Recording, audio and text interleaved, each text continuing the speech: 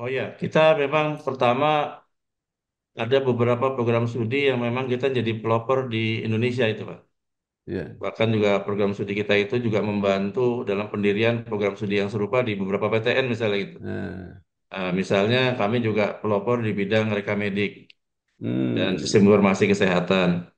Jadi memang itu memang pertama di Indonesia itu memang ada di Indonesia Unggul. Kemudian kami juga jadi pelopor di bidang fisioterapi, Pak. hmm, Fisioterapi itu juga menjadi unggulan kita gitu loh. Kita ya, pelopor di tingkat sarjananya waktu saat itu. Mulai dari diploma 4, S1, ya, kemudian juga profesi kami juga sebagai pelopornya juga. Bahkan juga kemarin terakhir ada pembukaan magister fisioterapi ini juga kami juga pelopor.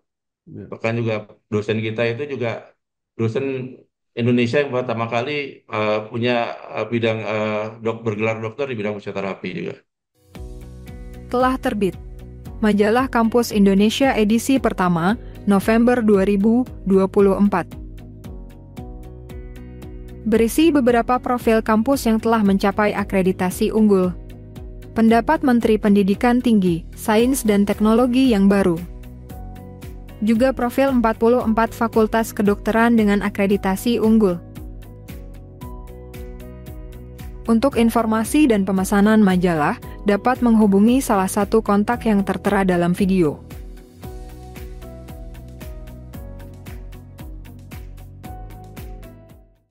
Di kanal Inspirasi untuk Bangsa, mudah-mudahan kanal ini selalu bisa memberi inspirasi, motivasi, dan edukasi.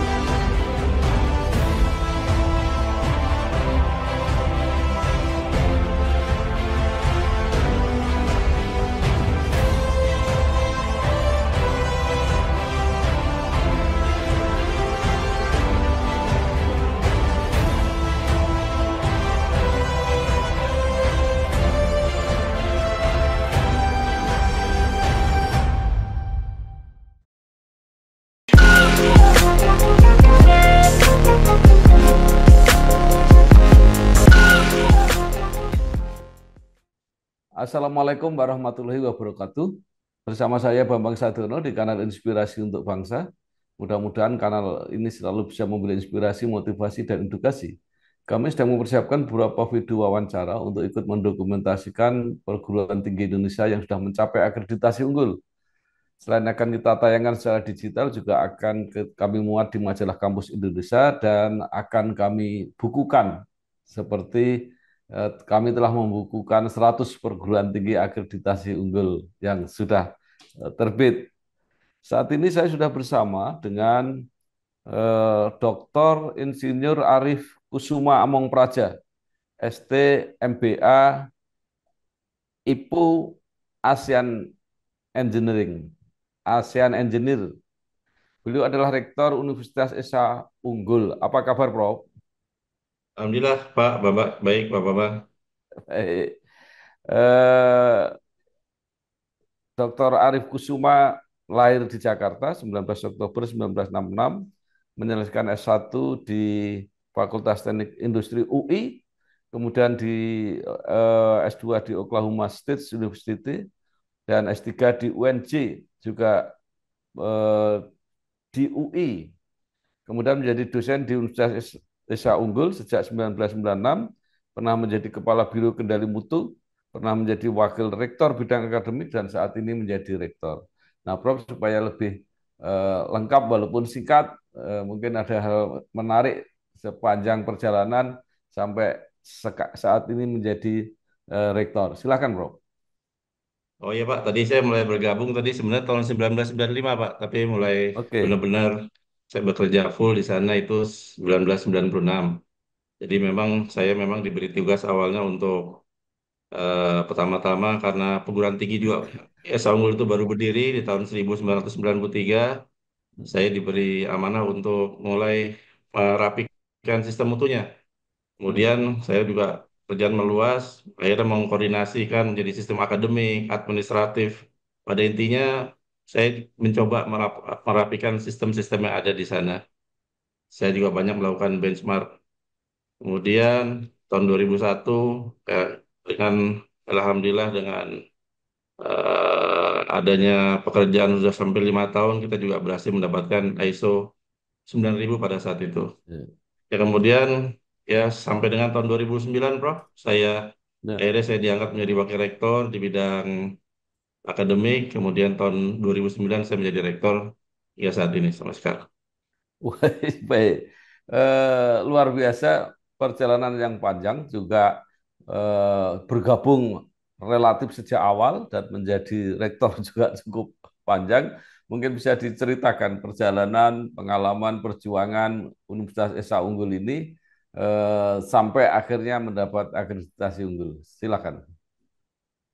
Iya Pak, jadi memang kita tadi berdiri tahun 1993. Kemudian di Ya, awal-awal berdirinya kita itu memang ya tugas kita tadi selain memperbaiki sistem, kemudian juga melakukan sosialisasi keberadaan Universitas Esa Unggul gitu loh. ya, Jadi kami melakukan konsolidasi internal rapi-rapi itu sampai dengan tahun 2008. Tahun 2009 itu ya, dengan adanya kemudian dengan pendirinya waktu itu adalah Prof. Kemala juga ya, coba mencanangkan kalau coba kita membuat rencana yang lebih panjang lagi ke depan itu selama 25 tahun ke depan.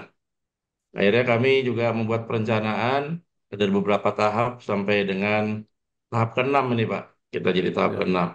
Kita waktu tahun itu kita mulai dari lakukan namanya penguatan kelembagaan itu dan penataan institusi.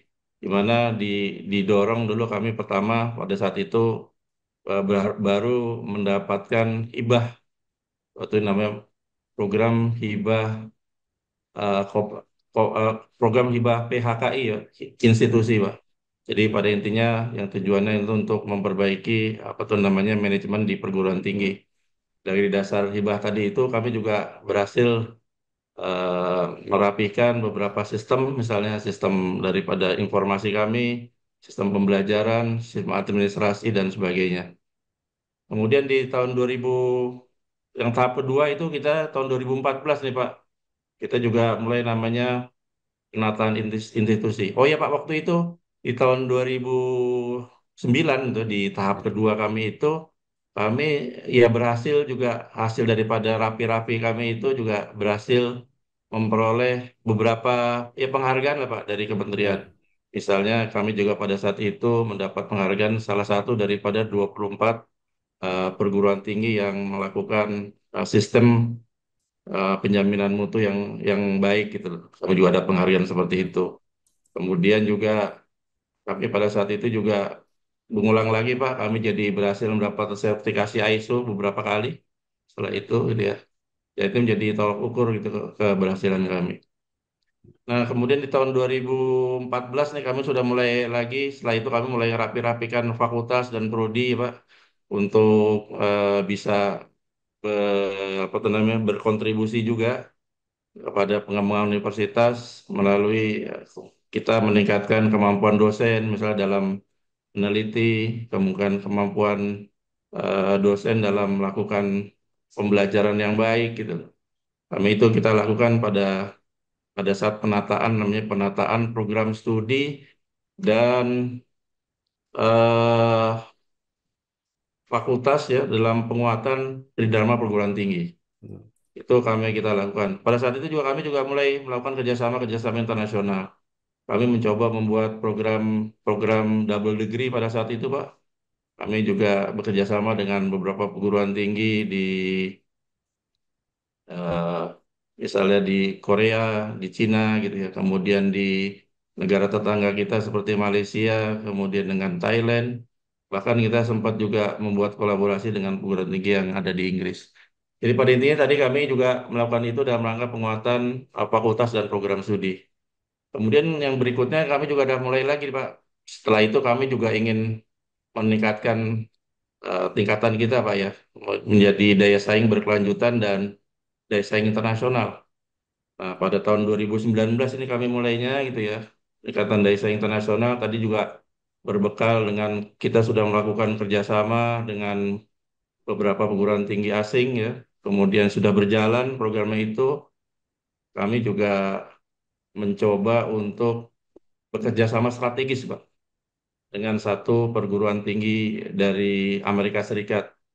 Itu pada tahun 2020 tuh kami mulai melakukan pembicaraan kerjasama sehingga pada tahun 2020 Satu, kami juga alhamdulillah sudah melakukan kerjasama strategis dengan namanya perguruan tinggi Arizona State Universitas, Arizona State University. Jadi Ya, pada intinya Arizona State University itu membuat satu aliansi perguruan tinggi yang sekarang udah ada sekitar sekitar 30 perguruan tinggi yang ada di berbagai belahan dunia, Prof. Mulai dari ya, Pak Bambang, mulai ada di Asia, kemudian juga ada di Timur Tengah, juga ada di India, sampai dengan Amerika Latin.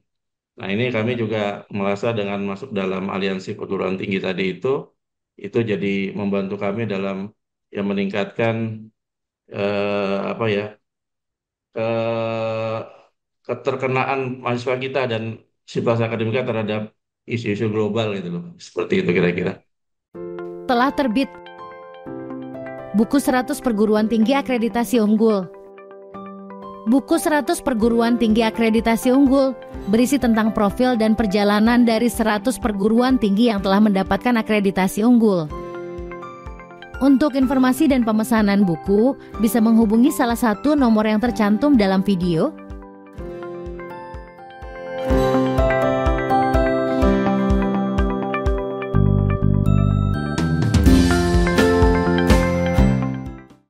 Baik.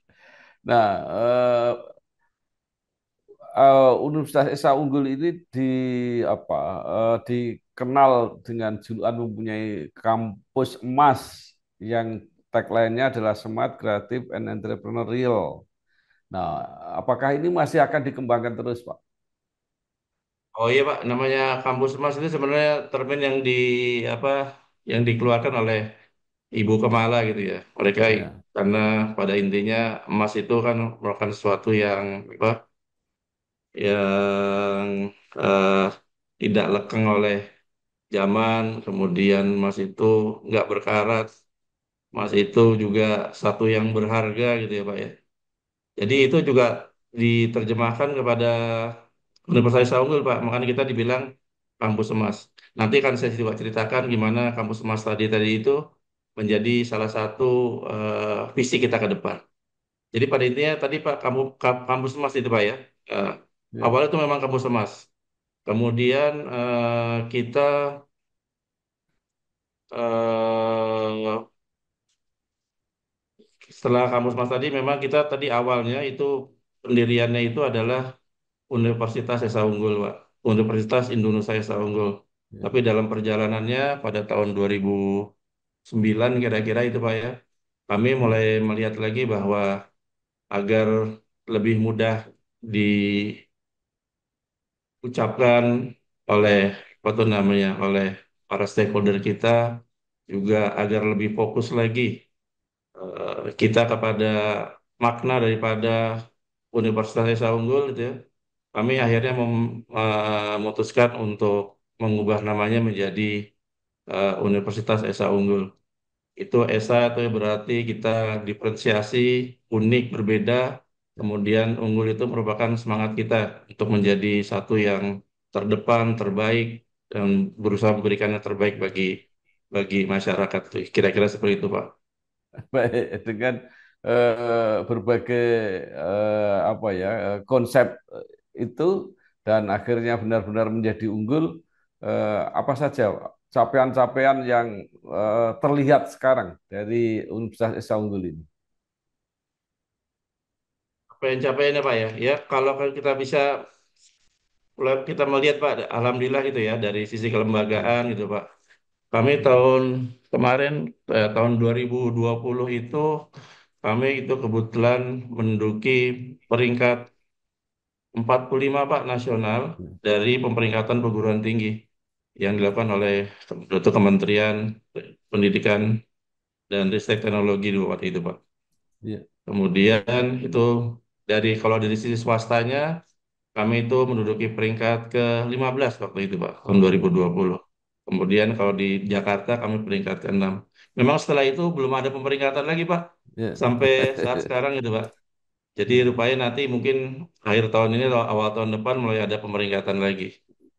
Kami juga ya, ya berupaya juga pada tahun 2020 kemarin itu kami mencoba mengambil akreditasi internasional Itu kami sudah dari 12 program studi kami itu juga juga berhasil apa tuh namanya memperoleh akreditasi internasional. Kemudian kami di tahun 2022 dan 2023 kami itu berhasil memperoleh penghargaan dari SNI Pak, SNI Award kami di bidang apa tuh namanya di bidang pendidikan tinggi. Kami pada saat itu ada dua perguruan tinggi gitu ya yang mendapatkan SNI Award di bidang pendidikan dengan kriteria perak Pak. Dan kriteria Hmm. emasnya pada saat itu belum ada.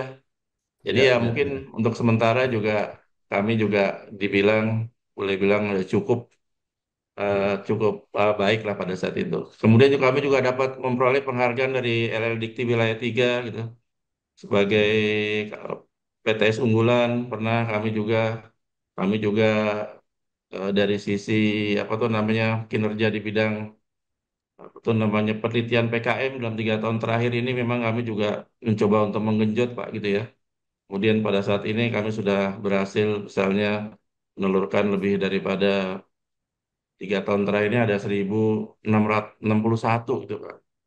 Dari apa tuh namanya 1.061 publikasi dan Hmm. 218-nya itu merupakan internasional yang bereputasi kira-kira seperti itu. Ya, Sisanya ya. nasional bereputasi. Kemudian Nah, bisa dipotret atau dilihat dari student bodinya, Pak, termasuk tadi program studi yang ada, kemudian mungkin situasi atau keadaan para staf pengajarnya, sampai kiprah alumninya seperti apa, Pak, Universitas Esa Unggul ini. jadi Pak ya alhamdulillah kita sudah body kita itu mencapai 19.900 Pak pada saat ini ya. Iya, Sudah kemudian itu dibagi ke dalam 10 fakultas. iya. Kemudian ada 38 program studi.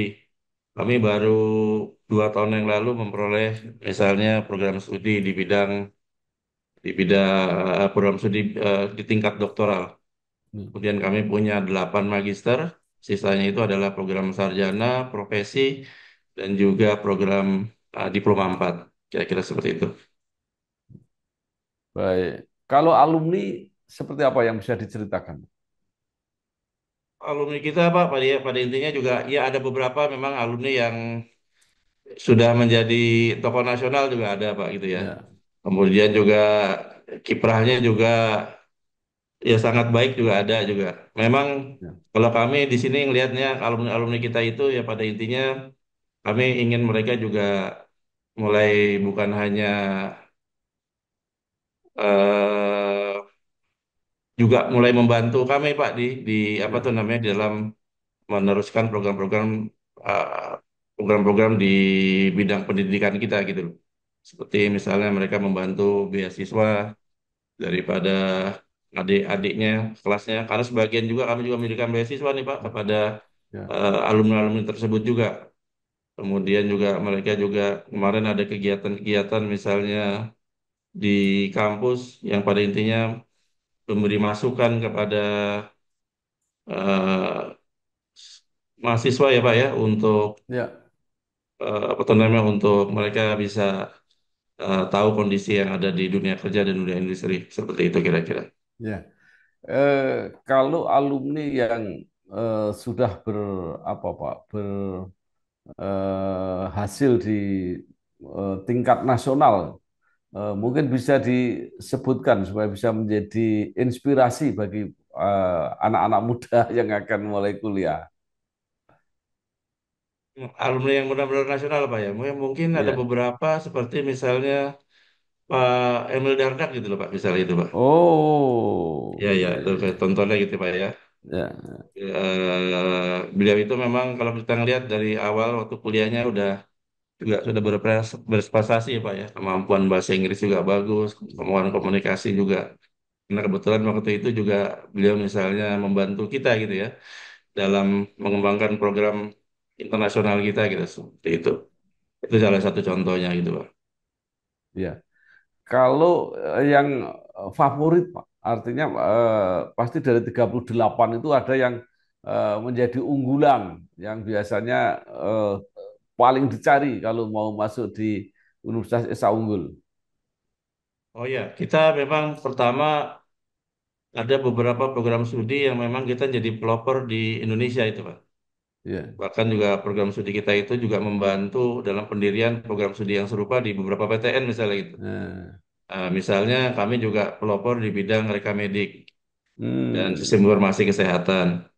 Jadi memang itu memang pertama di Indonesia itu memang ada di Indonesia Unggul. Kemudian kami juga jadi pelopor di bidang fisioterapi, Pak. hmm, Fisioterapi itu juga menjadi unggulan kita gitu loh. Kita ya, pelopor di tingkat sarjananya waktu saat itu. Mulai dari diploma 4, S1, ya, kemudian juga profesi kami juga sebagai pelopornya juga. Bahkan juga kemarin terakhir ada pembukaan magister fisioterapi ini juga kami juga pelopor. ya, Bahkan juga dosen kita itu juga dosen Indonesia yang pertama kali punya bidang bergelar dokter di bidang fisioterapi juga. Nah, hmm, seperti itu. Kami juga ya, ngerasa juga kami juga pelopor misalnya di Magister Administrasi Rumah Sakit itu Pak. ya, Kami juga mulai pada sekitar tahun 95 itu juga kita melakukan administrasi rumah sakit dan pada saat ini juga akreditasinya termasuk unggul. ya, Kalau tahu soal itu, kalau favorit sih kami juga sebenarnya kalau ekonomi kami juga kinerjanya juga bagus gitu ya. Kemudian juga ilmu kesehatan kami juga kinerjanya juga banyak yang unggul juga gitu. ya. Nah itu seperti itu Pak. Ya, baik. Tadi kalau rekam medik itu program studinya apa? Atau masuk di rumpun apa? Fakultas apa? Ilmu kesehatan itu Pak. Ilmu kesehatan.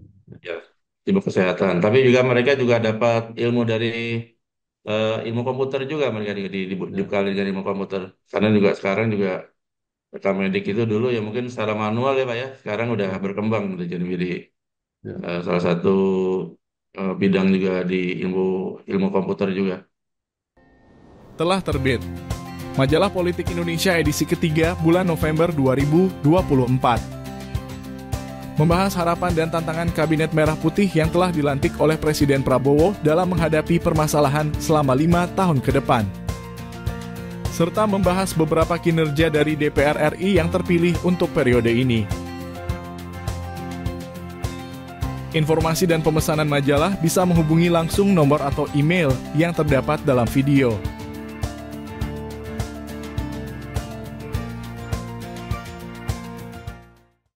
Nah, saya kira luar biasa Universitas Esa Unggul ini dengan student body hampir taruhlah hampir 20.000. Ini termasuk eh, perguruan tinggi yang cukup besar. Nah, sekarang sudah Ya, mendapat akreditasi unggul. Ke ya depan Pak. apa yang masih akan dicapai, Pak? Ya mungkin kami juga nanti mau fokus benar-benar memang kita untuk menghasilkan lulusan yang benar-benar kompeten dan punya daya saing, Pak. Ya tentunya Hmm. nanti kami mulai lagi untuk fokus kepada memperbaiki misalnya kurikulum berbasis OBE kami itu ya, Pak ya. Outcome based kurikulum Ya, kami juga kami juga fokuskan lagi, kita perbaiki dari ke depan. Kemudian kami juga akan melakukan akreditasi-akreditasi internasional ya, Pak, ke depan. ya, Akreditasi internasional, kemudian kami juga akan membuka beberapa program program berbahasa Inggris ya, dan juga program double degree tadi Pak. Kami akan kita lakukan ke depan tadi itu juga. ya, Kemudian juga kami juga akan melakukan program-program internasionalisasi di dalam internal kami. Seperti misalnya ada program kita namanya program kerjasama dengan ISU tadi Pak ya, ya, di mana mahasiswa tadi contohnya bisa belajar dalam kelas yang isinya itu juga bukan hanya mahasiswa Indonesia, ya, tapi juga mahasiswa dari berbagai perguruan tinggi yang ada di dalam jaringan kita tadi itu. Jadi di mana mereka bisa saling berkomunikasi dalam bahasa Inggris, kemudian ya. mendengarkan kuliah dalam bahasa Inggris, kemudian juga dosennya juga diajar juga Pak, sama dosen dari kita juga dan dosen dari mereka. Kemudian juga kami juga mulai lagi melakukan misalnya menerima mahasiswa asing nih Pak. Pada tahun ini Hmm. kami sudah menerima sekitar 20-an mahasiswa asing. Ya tentunya juga nanti ke depan juga akan menjadi target kita ke depan untuk mendapat mahasiswa asing. Ya itu Pak, kira-kira Ya, internasionalisasi kita juga tentunya juga dosen-dosen Pak kita lakukan Pak. baik. Misalnya juga dalam bidang bahasa Inggris itu ya. Kami memberikan namanya sertifikasi pengajar dalam bahasa Inggris dan juga mahasiswa kami juga dapat sertifikasi internasional dalam bidang bahasa Inggris tadi itu kerjasama dengan Arizona State University. Ya. Nah, mungkin Bapak bisa apa ya memberi pandangan atau pendapat. Sekarang kan perguruan tinggi asing sudah boleh masuk di Indonesia. Itu kira-kira seperti apa nanti persaingan ke depannya? Ya, tadi kami sebagai perguruan tinggi swasta sih Pak, memang menjadi apa agak sedikit khawatir juga dengan perguruan tinggi asing juga. Ya, Tapi gimana pun juga itu tidak bisa dihindarkan kalau gitu Pak ya. Kami juga berharap kalau memang perguruan tinggi asing masuk itu, tapi kepada program-program yang memang tidak ada di Indonesia gitu ya. ya, Ya, program-program apa tuh namanya yang unik, kemudian juga bisa ningkatin juga kemampuan daripada anak bangsa kita itu gitu. Kami merasa bahwa dengan adanya perguruan tinggi asing masuk ke Indonesia itu ya bagi kami ya mau nggak mau juga harus berbenah ini Pak, gimana pun juga gitu ya. Tapi kami juga yakin juga bahwa dengan kita mengetahui ya, kondisi lapangan di Indonesia dan kita juga tahu mengenai pasar yang ada di Indonesia seperti apa gitu loh. Kami yakin juga bisa tidak terlibat gitu Pak dengan adanya ya, perguruan-perguruan tinggi asing masuk ke Indonesia itu. ya. Baik. Nah, kemudian Indonesia ingin mencanangkan Indonesia Emas 2045 pasti membutuhkan SDM-SDM yang apa ya, yang berkualitas untuk mendukung itu semua. Nah, apakah Universitas Esa Unggul ini juga ikut apa ya, mempersiapkan diri dengan orientasi ke sana? Oh ya Pak, ya kami juga paham Pak bahwa tadi dengan adanya bonus demografi juga dengan adanya tuntutan Indonesia Emas tahun 2045 gitu ya. Itu juga kita juga harus juga ikut peran serta dalam meningkatkan kemampuan SDM yang ada di Indonesia ini Pak.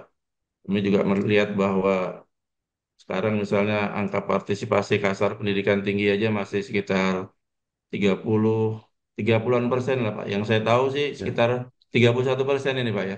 ya, Tapi mungkin ada beberapa angka lagi yang juga lebih tinggi. Tapi itu menurut saya masih sedikit.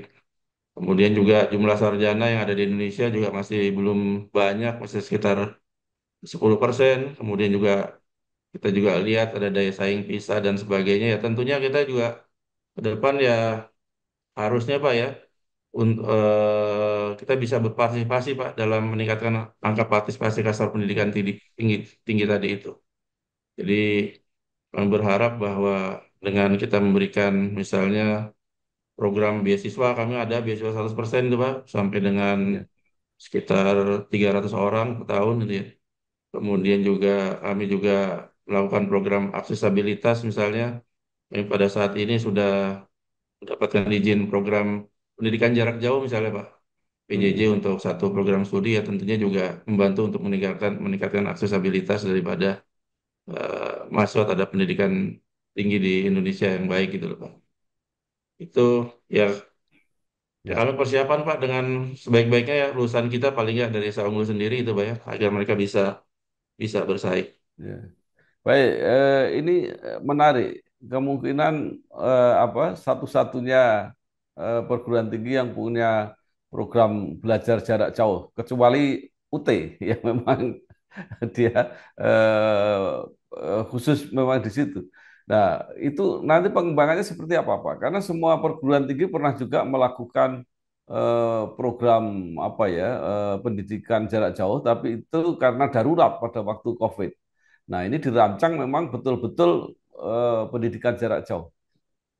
Oh Pak, memang sekarang udah ada sekitar 26 Pak yang dapat izin kira-kira seperti itu Pak. Oh, Iya, iya. 26 perguruan tinggi gitu loh yang Iya. mendapatkan izin pendidikan jarak jauh. Kemudian ada Iya. bahkan 3 perguruan tinggi itu lebih kepada full cyber cyber university lah Pak, seperti itu. Iya. Iya. Bahkan juga secara manajerialnya dikelola. Kami itu mendapat izin hanya satu program studi Pak, program studi Oh. teknik informatika gitu. Itu bisa kita melakukan 100% ya secara jarak jauh. Kalau lebihnya memang kami juga melakukan Pak program Iya. hybrid misalnya gitu ya Pak ya. Iya.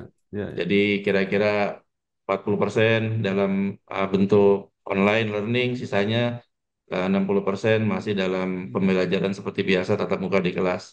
Nah itu kami juga kita sudah lakukan.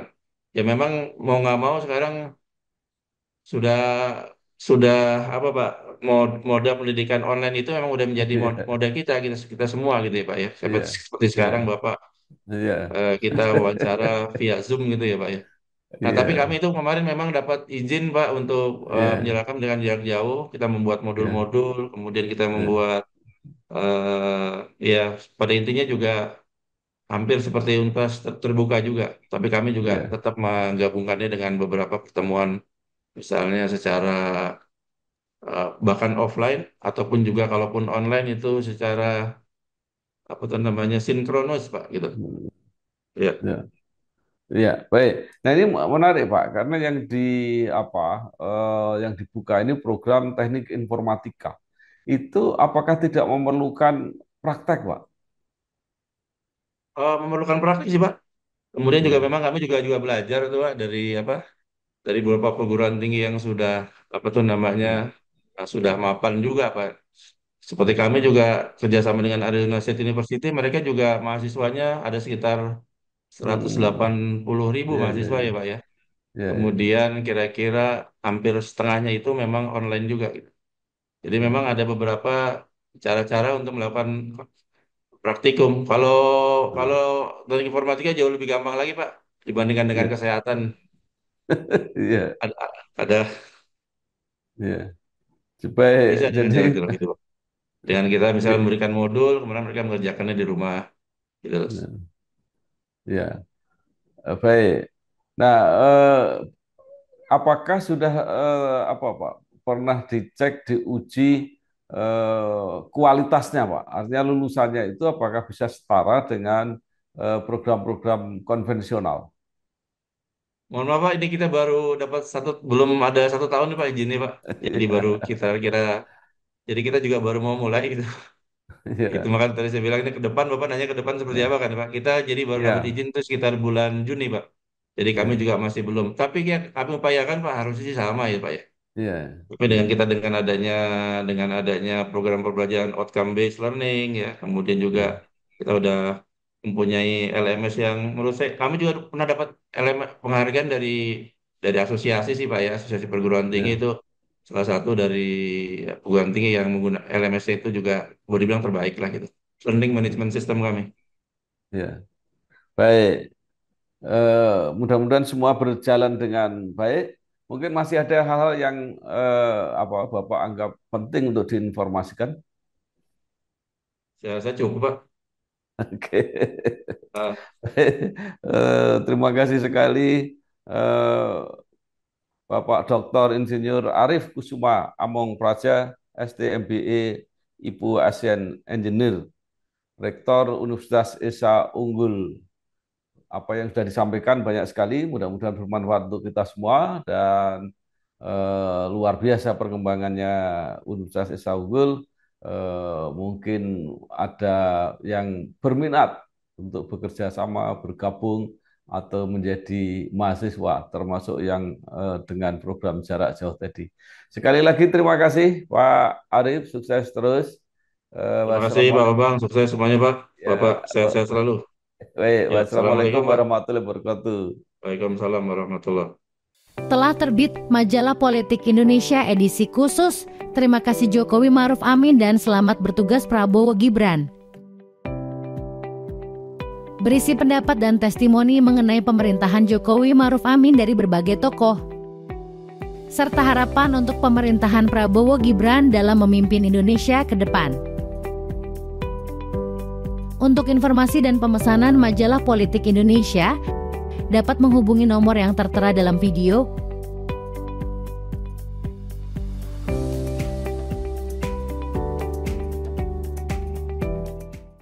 Jika ada inspirasi untuk vaksin, mudah-mudahan kanal ini selalu bisa memberi inspirasi, motivasi, dan edukasi